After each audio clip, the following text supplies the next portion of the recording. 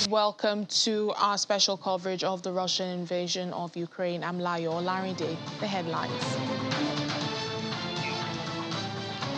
U.S. to arm Ukraine with anti-ship missiles.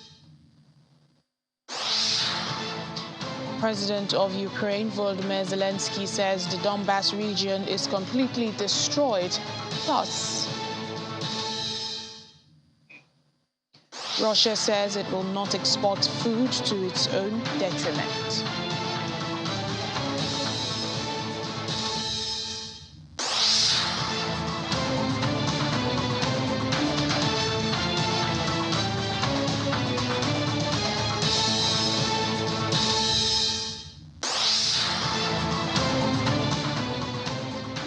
Good morning once again and welcome to the program. U.S. officials are considering arming the Ukrainian military with advanced anti-ship missiles. Citing the Biden administration officials, reports say the White House could offer Kyiv Boeing Harpoon and naval strike missiles with which to target the Russian Black Fleet, which is currently blocking Ukrainian ports. UK defense officials have said that around 20 Russian Navy vessels, including submarines, are active in that region. Officials also believe the arms could help force Russian ships away from Ukrainian territory and allow shipments of grain and other agricultural products to resume. However, the missiles, which cost around $15 million per round and have a range of 300 kilometers, are mainly sea-based missiles, meaning Ukraine could face difficulty firing it from shore. Finnish President Sauli Niinistö says Finland is open to discussing Turkey's concerns over its accession application to NATO, adding that the country is ready to commit to Ankara's security. Speaking at the White House, where President Joe Biden hosted the leaders of Finland and Sweden. That's after the formal submission of their NATO application. Mr. Biden said his administration is submitting reports on the two countries' NATO accession to Congress. Today, I'm proud to assure them that they have the full, total, complete backing of the United States of America. Today, my administration is submitting to the United States Congress reports on NATO accession for both countries so the Senate can efficiently and quickly move on advising and consenting to the treaty. The bottom line is simple, quite straightforward. Finland and Sweden make NATO stronger, not just because of their capacity, but their strong, strong democracies. And a strong, united NATO is the foundation of America's security. The Turkish leadership has recently expressed concerns about our membership application. I want to address these concerns today. Finland has always had broad and good bilateral relations to Turkey. As NATO allies, we will commit to Turkey's security just as Turkey will commit to our security. We take terrorism seriously, we condemn terrorism in all its forms, and we are actively engaged in combating it. President Niinistö and I have come here at a historic moment for our countries and for Sweden. After 200 years of military non-alignment, Sweden has chosen a new path. Yesterday, Sweden and Finland submitted our formal requests to join NATO. NATO's General Secretary Jens Stoltenberg says it is not unusual for members of NATO to have different opinions, referring to Turkey's reluctance to accept Sweden and Finland's bid to join the defensive alliance. Speaking at a news conference alongside Danish Prime Minister Mette Frederiksen, Stoltenberg said that the bloc had a longer history of overcoming its differences. Finland and Sweden formally applied on Wednesday to join the US-led NATO, and that decision was spurred by Russia's invasion of Ukraine. However, the resistance is coming from Turkey. when as Turkish President Tayyip Erdogan says that he would reject the membership to the bloc over Ankara's claims that they harbor groups which Turkey deems to be terrorists.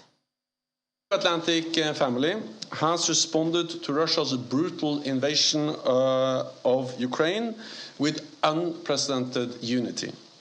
NATO fully supports Ukraine's right to self-defense enshrined in the UN Charter. That is why allies, including Denmark, are stepping up their support for Ukraine. Ukraine can win this war.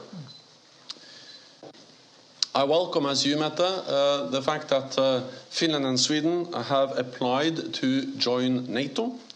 The security interests and concerns of all allies need to be taken into account.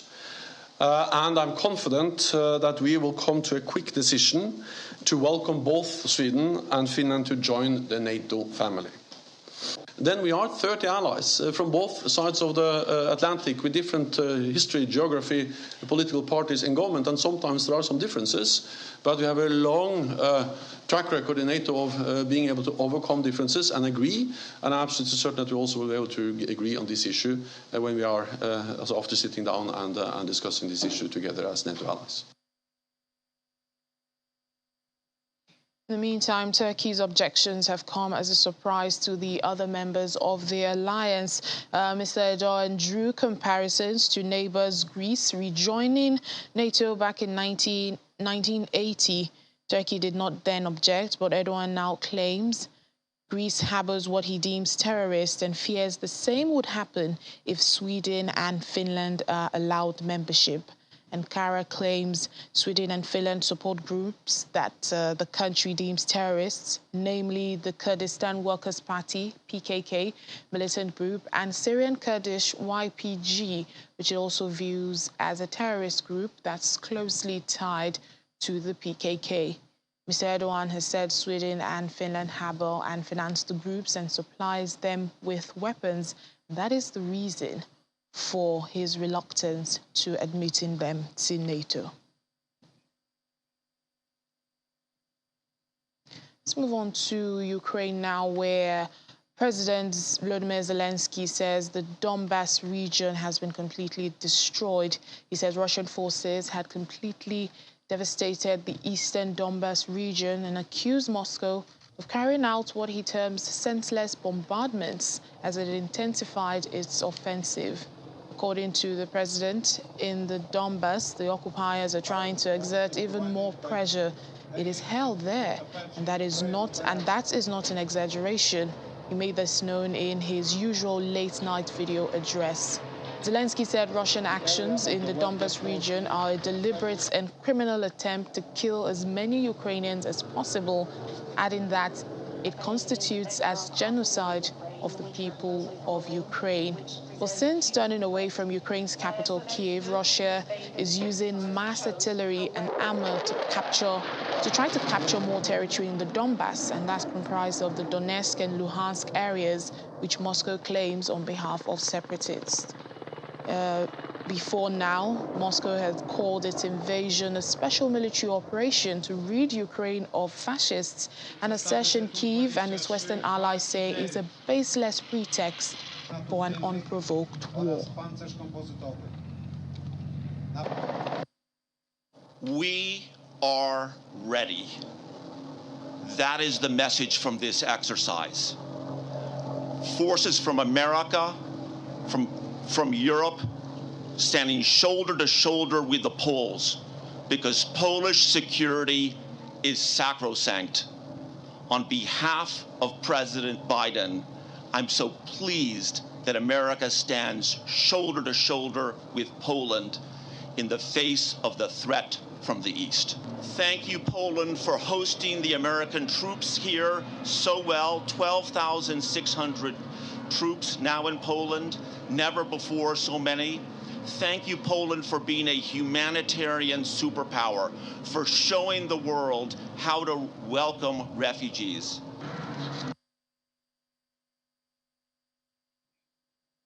All right, let's now go to President Volodymyr Zelensky's track, speaking about the complete destruction that Russia unleashed on the Donbas region.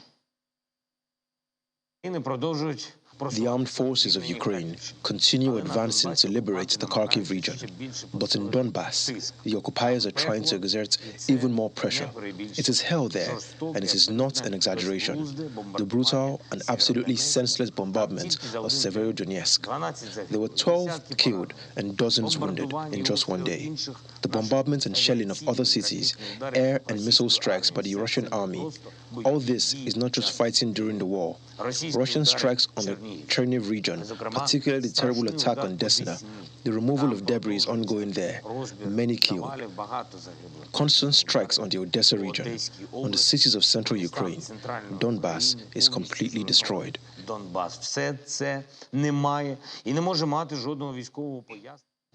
The Russian installed governor of occupied Kherson in southern Ukraine has said the region will soon be fully integrated into Russia. Volodymyr Saldo, who was installed by Russian forces after they took control of the area in early March, wrote on his Telegram page that it would become the Kherson region of the Russian Federation. His deputy, Kirill Stremusov, wrote that residents would be able to apply for Russian citizenship in the coming weeks when the situation stabilizes. Ukrainian officials have repeatedly warned that Moscow is planning a sham independence referendum in the region and also elsewhere. However, Russian officials have not confirmed that annexation of the occupied regions in southern Ukraine. They've not confirmed that, and they've not confirmed that it's imminent.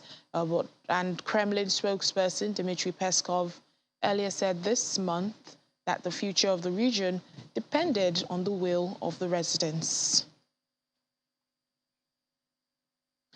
Talking about food exports now, Russia says it will not export food to the detriment of its own markets. That's according to Deputy Chairman of Russia's Security Council and Dmitry Medvedev, saying that the West is to blame for its own cosmic cretinism. That's according to him, for the looming crisis. Well, in a lengthy Telegram post, Medvedev commented on recent statements by Western leaders about food securities. As Russia and Ukraine are the major wheat suppliers in the world, accounting for some 30% of global exports, the prices have significantly grown since the launch of the Russian military offensive in the neighboring states and subsequent sanctions imposed on Moscow by the US, EU and UK and some other Western nations. On Wednesday, UN Secretary-General Antonio Guterres said that fertilizers and food products from Russia should be available to the world markets without obstacles. Well, Medvedev agrees that without wheat and other food supplies from Russia, the importing countries would have a very difficult time. But then he says they've got themselves to blame. In his opinion, the West is now backing up because all the sanctions, according to him, are worthless when it comes to vital things such as food and energy. According to him, Russia is ready to fulfill all of its obligations, but it has the right to expect some assistance from trading partners. Earlier on Thursday, Russian presidential advisor Maxim Oreshkin predicted a global famine, which, in his opinion, will start by the end of the year.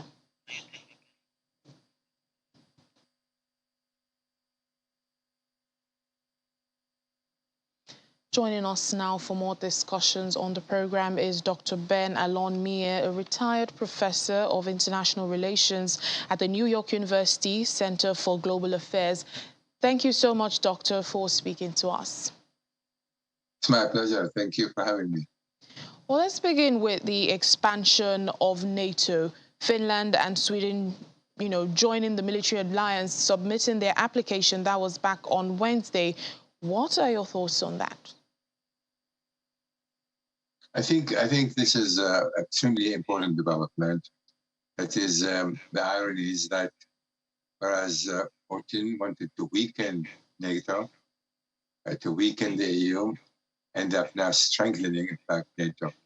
So when you have Finland and Sweden added to NATO, He has strengthened it militarily. He has strengthened it from economically, and he's strengthened it in terms of a global perception that now NATO is not just united, but is stronger. And that is something he failed to realize, failed to expect. Well, let's move now to the security aspect of, this war. What is your assessment of this war? Kherson, we're hearing, is close to joining Russia. That's according to the installed governor in that place. Who would we say is winning? Winning in between the Ukrainian and Russian? Yes. I'm sorry, I didn't hear the question. I was saying let's talk about the security aspect now. What is your assessment of this war so far?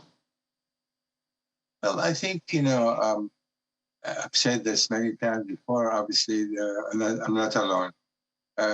Putin miscalculated on a number of fronts. And he miscalculated the strength of the Ukrainian resistance. He miscalculated the speed by which the United States and its allies in Europe are going to react. He miscalculated the resiliency, the strength of his own military. He overestimated that strength. So he failed really to consider carefully what are the elements that he's been facing. And that is significant. And the result of this, we are only beginning to see that, to begin with, the Russian economy is going to suffer greatly in months and years to come. The military now is being humiliated in so many different ways. And that sends a very clear signal to the West in particular, that the Russian army is not that mighty after all. Then you have, on the whole, Russia, who's been bragging about its strength economically, militarily, and otherwise, has shown that it doesn't have that capacity. And that will have also a long-term implication. So what happened here, it did not really work to his advantage. Having said that, and it is unfortunate, is that to reach some kind of an agreement, which I feel now Russia, Putin feels that he may have now to wind down the conflict. He will be one that he now capture the area of the Donbass, creating the link between the Crimea and to the north. He may now feel that it's time for him to sit down and begin perhaps a process of negotiation. To that end, the Secretary of Defense of the United States, with his counterpart, the Russians, so the military chiefs, started to talk. And that is now because I think Putin decided to cut his losses, and that is what we are going to see unfolding in the weeks to come. Well, Ukraine's President Volodymyr Zelensky says, Russia has completely destroyed the Donbass. Do you see Russia moving on to other regions, just like you say, they were not able to capture Kiev, and here Vladimir Putin is now cutting his losses? It is really very difficult to say, predict what Putin might be thinking. But I think when we review the entire picture now and see what as in having suffered such military humiliation in so many different ways, in spite of all of that, and regardless of the fact what is right and what's wrong, in the end, to end this conflict, Russia, China, Putin will have to be somewhat get some kind of result that he can go back to his people and say, we actually won. Our objective was to conquer that area of the east and the south of the east. We have done so. We denazificated the country, and we have basically achieved our objective. And now I think sooner or later, in fact, sooner than later, he will probably be formally annexed to that area that's been conquered so far, specifically following the fall of Mariupol. So that is where I think it's going, based on everything now we are witnessing.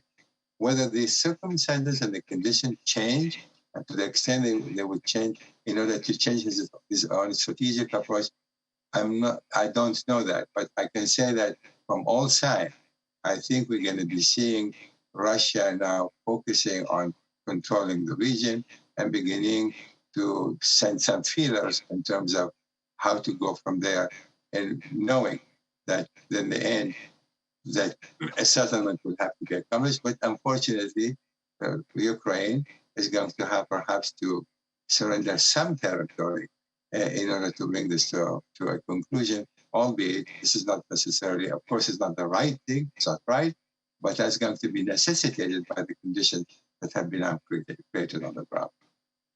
All right, Dr. Alonmir, well, we need to go on a break now, but please still remain with us. We'll come back to you after the break.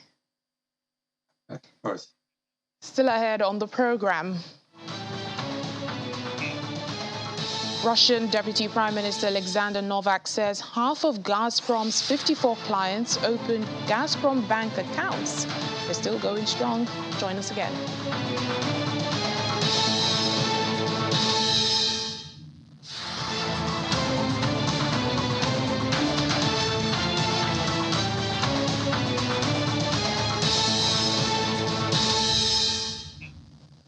Welcome back to the program. We have Dr. Ben Alonmir, a retired professor of international relations at the New York University Center for Global Affairs. Thank you, Doctor, for still holding on with us. Before we went on the break, we're talking about, the security aspect of this war. So many issues all around. I just wanted to let's go back to NATO membership and, the expansion and Sweden and Finland submitting their applications, which in turn is changing the architecture of NATO. However, Turkey is in opposition, is citing that Sweden and Finland are harboring terrorists. President Erdogan says, they are terrorists. But we've seen Sweden and Finland visit U.S. President Joe Biden, and they're committing to Turkey's security. Do you think this could perhaps change Turkey's mind? Or if not, what could change Turkey's mind? I feel very strongly, as a matter of fact, that Turkey will change its mind. That is Erdogan. Erdogan is, he wants something in return. Erdogan would like to see the sanctions are lifted that have been imposed on Turkey because of his purchase of the S-400 missile system from air defense system from Russia. He wants to go back and receive the kind of intelligence that NATO usually share with its members, that has Turkey been deprived of for some time because of what happened, because of that purchase. So he wants to, and he wants to make sure, of course, that Sweden, from his perspective at least, will not harbor any PKK individual fighters that have been finding a refuge, some of them in the Sweden. So all these things I think will be ironed out as long as the main thing for him is to remove these sanctions and become more go back to as a full-fledged member of NATO, the way it used to be with Turkey before the incident with the purchase of this air defense system from Russia. So I think in the end, he's going to be satisfied with the various these concessions that we made for him. This is what he wants. He's a negotiator, and this is an opportunity for him to achieve what he's been trying to achieve for some time now. And do you see NATO, agreeing to these concessions just for him to be able to allow Sweden and Finland into NATO? Do you see them doing that? The truth is, these concessions are not that significant. In fact, the NATO would have liked for some time ago to normalize complete relationship with Turkey as far as that goes. But for Turkey itself, stronger NATO, it's also good for Turkey, and one knows that only too well. So the Sweden and Finland joining the NATO is going to strengthen NATO, and this is very important for the entire organization. And I think Erdogan cannot afford actually to stick to his guns, so to speak, and say no in the end. The pressure will be on him will be enormous, And once these basic concessions are made, I don't have any doubt in my mind that Erdogan will concede and Finland and Sweden will become members of NATO in very short order. All right, finally, Dr. Ben, this war has affected so many things all around the world. Let's talk about the food aspect. Russia is saying it will export food to its own detriment, but we have the UN, calling for help because there's a global food crisis. When or do you think this war would end to be able to, get back to normal, so to speak? Well, of course, hard to say when it's going to end. Again, like I said, probably, when you look at the reality now where things stand today, Putin will come soon to the conclusion that he basically achieved the minimum that he really wanted to achieve. His desire to conquer all of Ukraine did not work. He's going to settle on the Donbas region. And I think we're already seeing signs on both sides coming, specifically from Russia, willing now to sit down and resume the negotiation. That is a good sign. To me, that suggests that within the next few weeks, a couple of months, the dynamics of the conflict will change. But sadly and unfortunately, Putin needs a pace-saving way out, and some concession will have to be made for him in order to achieve the larger goal, which is ending this conflict that has inflicted massive damage on the Ukrainian people and the country, albeit Russia itself, that is its military as well, have suffered very significant humiliation. So I think we are getting to a point where both sides are carefully assessing where things stand. Although the Ukrainian will continue to fight, and they will, as for whatever it takes. But I think in the end, both sides sooner than later will come to this conclusion that the time perhaps has come to sit down and find some kind of a way out of this horrifying conflict. All right, then, Dr. Ben Allen-Meyer, retired professor of international relations, New York University Center for Global Affairs. Thank you so much for speaking to us. Thank you. It's my pleasure. Thank you. Move on to other stories. In the Donetsk region, police have released video showing emergency services searching buildings for survivors after an attack on Bakhmut in the Donetsk region. Police say 3 buildings had been destroyed, but no deaths reported. A woman is seen in the video being helped away from a damaged building. In a social media post, the police said Russian shelling hit the buildings and destroyed it. Russia is still pressing its main offensive using massed artillery and ammo, trying to capture more territory in the eastern Donbas, comprising the Donetsk and Luhansk regions. And Moscow is claiming these regions on behalf of pro-Russian separatists.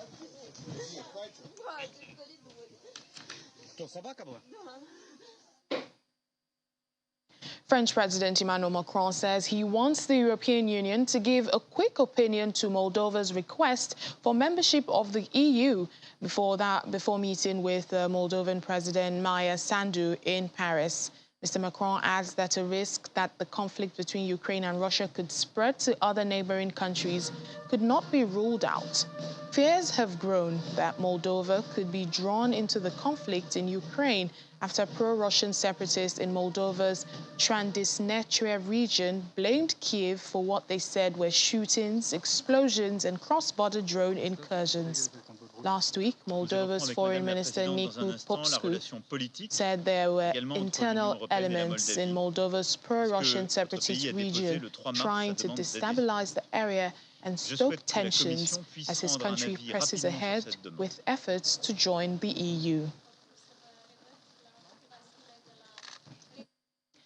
German Chancellor Olaf Scholz says the European Union must make preparations for rebuilding Ukraine after the war by setting up a solidarity fund to help cover the billions of euros reconstruction will cost. Addressing Parliament ahead of a meeting of EU leaders, Scholz said French President Emmanuel Macron was right that EU accession was not a matter of a few months or years, meaning it is all the more important to focus on pragmatic, immediate support. Mr. Scholz said he will travel to the Western Balkans before a meeting of the European Council takes place next month, bearing the message that the region belongs in the EU.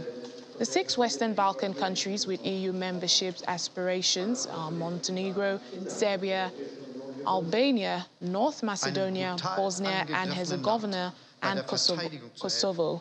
Well, these countries have been engaged in years-long reform process. Honoring commitments to them is not just a question of our credibility. Today, more than ever, their integration is also in our strategic interest. That's according to Olaf Scholz addressing the Parliament.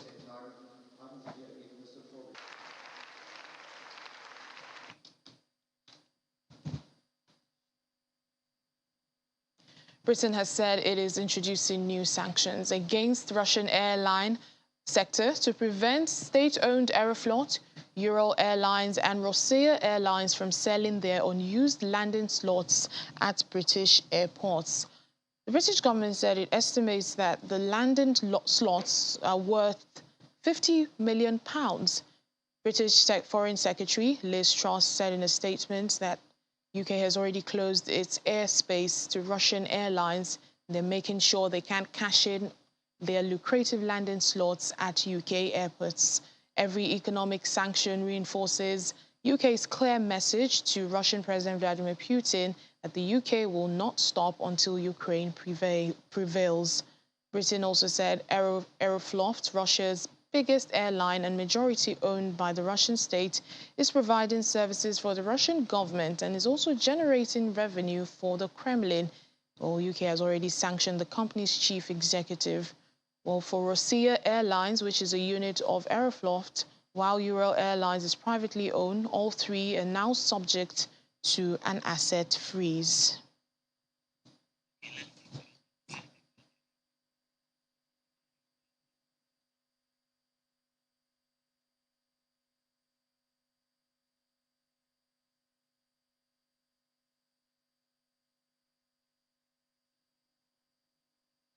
The EU Commission is warning that it is not advisable for companies to go beyond the Commission's guidance on how to keep paying for Russian gas without breaching EU sanctions against Moscow for its invasion of Ukraine. Spokesperson Eric Mama made this known during his regular news briefing. Companies in the European Union have been scrambling to confirm how to keep buying Russian gas after Moscow demanded foreign buyers start paying in rubles and cut gas supplies to Poland and Bulgaria for refusing to do so. I have been very clear on what our position is here. We have given guidance to the member states that says what it is that they can do. And what it is that they can do is open a bank account in the currency of the contract that they hold with Gazprom, make the payment to that bank account in the currency of the contract, and issue a statement saying that for them this means that they have fulfilled their contractual obligations. And we do not consider that doing anything else is advisable. Now, again, it is for the member states of the European Union to implement the sanctions and ensure that they are correctly applied by energy companies. The Kremlin says Russia has no hope of starting up its undersea gas pipeline, Nord Stream 2, anytime soon, but is confident that Europe will need the pipeline someday.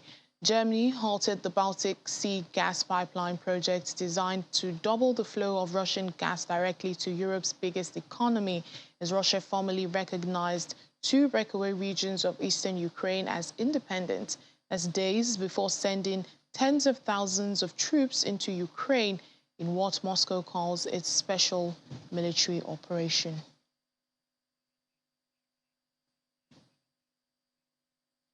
Half of Russian gas giant Gazprom's clients have opened accounts at Gazprom Bank.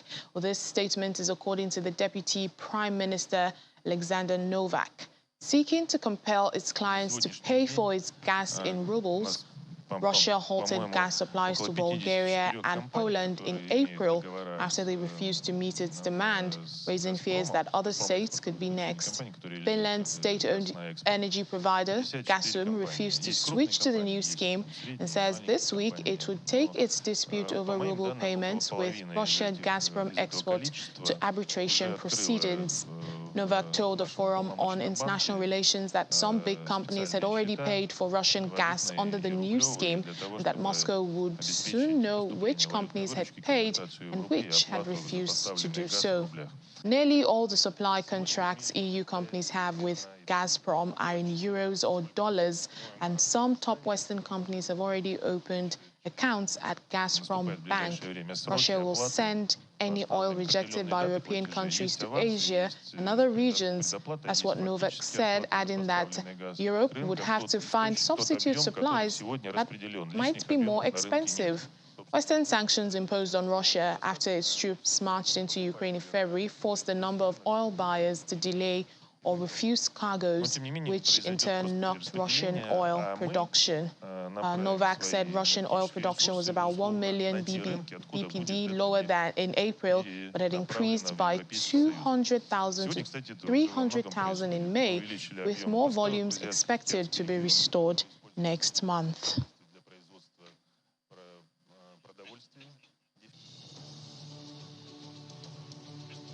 We'll take a break now on the program. When we return, the World Anti-Doping Agency to conduct virtual doping audits for Russia. Please stay with us for more details.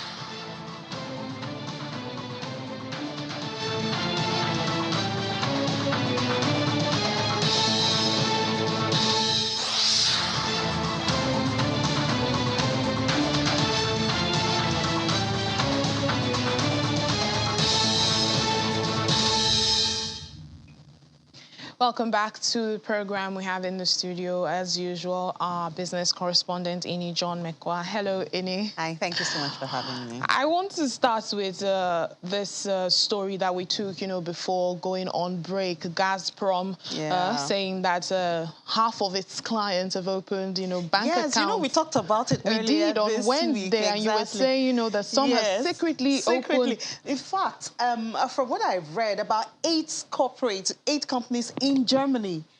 Germany is like one of the highest consumers of gas from Russia. 8 of them, not being named, have already opened this rubles accounts that Russia has asked for. And then this week we talked about ENI in Italy. Yes, Italy is also a major consumer of gas from Russia. So and whether this information is put out there in the open or not, one of the consequences of this is that we see the ruble, that's the Russia's currency, doing very well. Yes. At the beginning of this war, the ruble went down to, you could use 133 rubles to buy $1. As we speak, it has gone up to 63. And analysts are saying that it will soon hit 60. So you can imagine the movement from 163 to 60 or 63 to the dollar to $1. It's been declared the best performing currency for the year already. So you imagine that if all of these sanctions are supposed to be breaking down economic strength of Russia, how come the currency is performing so well? It's because of, things like this. There are some transactions which are not being on the ground. Exactly, because that means that there's more demand for the ruble. And once there's more demand for anything at all, then the value goes up. Yeah. That's what is happening here. So, I don't know how the EU is going to handle this. Well, they've been warning. They've been warning that companies should not go beyond their guidance. Countries would, it's self-preservation. Countries want to take care of their own. Corporates want to take care of their own. Okay, would you tell a country like India that has a lot of demand, where do you want them to get power from for their manufacturing, for their households? They can't do without it. Yeah, where do you want them to get it from? Even though they are not in support of the war, but if they don't have a dependable alternative, then what do you want to... The UK has gone to UAE and tried to have alliance with them, so that they can get supply. But it's not really working, at least for now. So what do you want those countries? US has promised to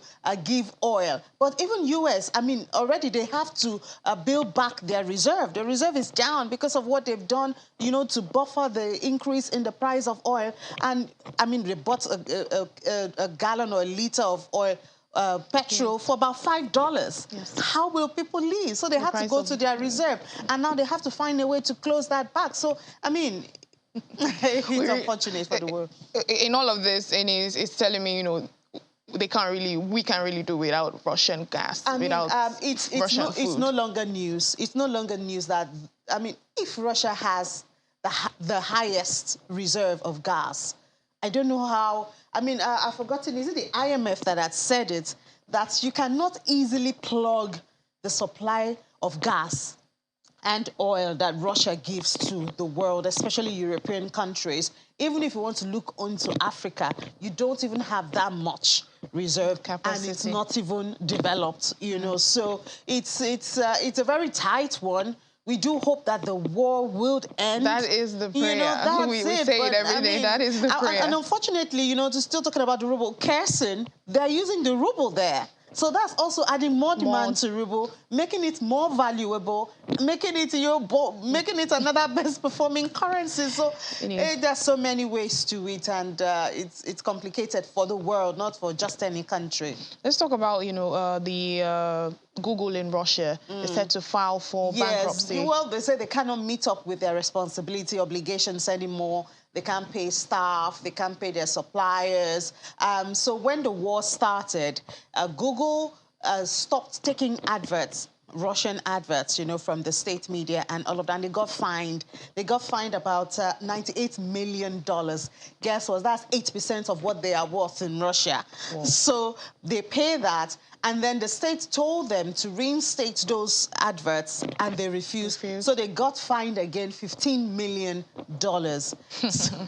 So how do you expect a company, you know, to survive? Yeah, so because of that, they've not been able to meet up with their responsibility. They can't pay supplies, they can't pay operation costs, they can't take care of salaries and all that. So they're filing for bankruptcy, and that's 100 jobs on the line right there. Maybe the Russian government has been doing well in taking up some of those responsibilities, some of those corporates, you know, that have left. We talked about McDonald's, and how, the corporate is taking it. Yes, they're living with their outlets now being sold to an individual in the country. Don't be surprised that that individual has the corporate, the backing of the government. Exactly. So that's what's going on in Google now.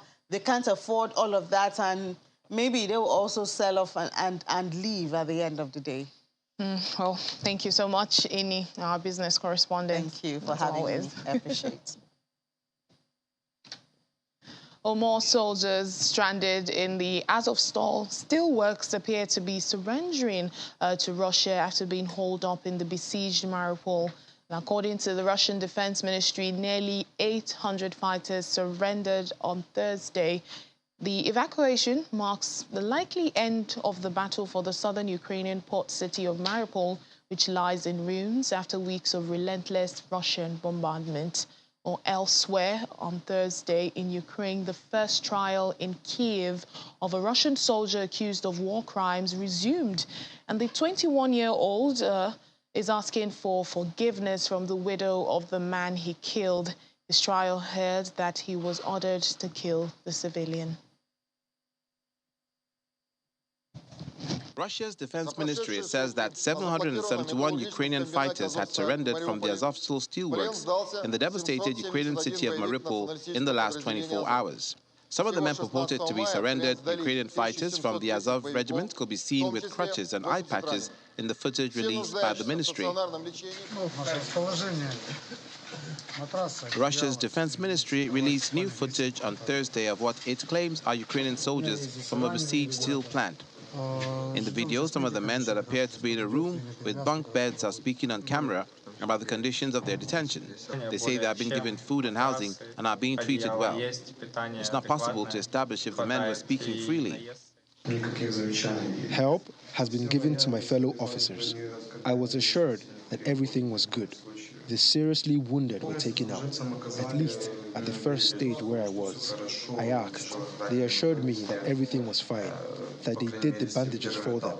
So I hope that some kind of treatment will continue. Mariupol is the biggest city Russia has captured so far and allows Russian President Vladimir Putin to claim a rare victory in the war. In the meantime, a Russian soldier accused of war crime on Thursday apologized in court to the widow of a man he's accused of killing in cold blood. In a trial that has huge symbolic importance for Kiev, the 21-year-old Russian tank commander is charged with murdering the unarmed 62-year-old civilian in the northeastern Ukrainian village of Chupakivka on February 28th. On Wednesday, he pleaded guilty and, if convicted, could be sentenced to life in prison. Meanwhile, more sanctions continue to hit Russia, the latest coming from the UK against the Russian airline sector. Britain said it was introducing new sanctions against state-owned Aeroflot, Ural Airlines and Rossiya Airlines to prevent them from selling their unused landing slots at British airports. The British government says it estimated the landing slots were worth £50 million.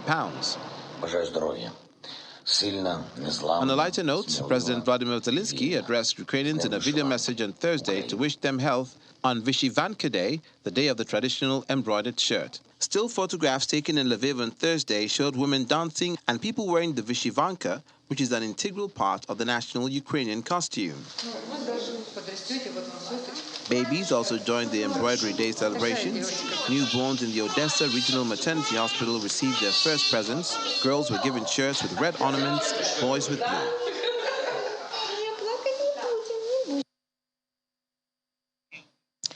In sports news, the Russian mixed martial arts fighter Ashkab Magomedov has been arrested in Moscow for allegedly extorting a minor.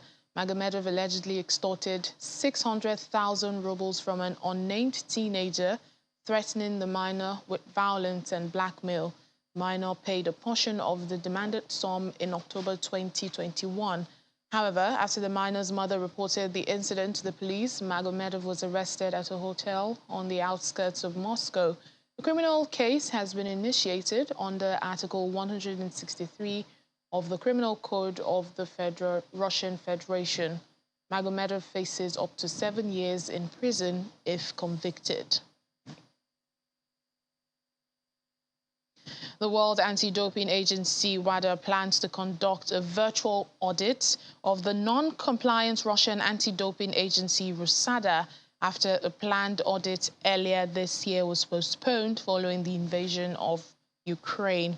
RUSADA was declared non-compliant with the World Anti-Doping Code in December 2019 after the country was found to have manipulated data at the Moscow laboratory. WADA initially imposed a 4-year package of punishments, but this was cut to 2 years by a 3-member court of arbitration for sport panel in December 2020. Russia's name, flag and anthem is banned from World Championship and Olympic events, with the country also unable to host or be granted the rights to stage major competitions. And that's it on the program this morning and for the week. Thank you so much for being a part of it. I'm Layo Olarinde. Have a great weekend.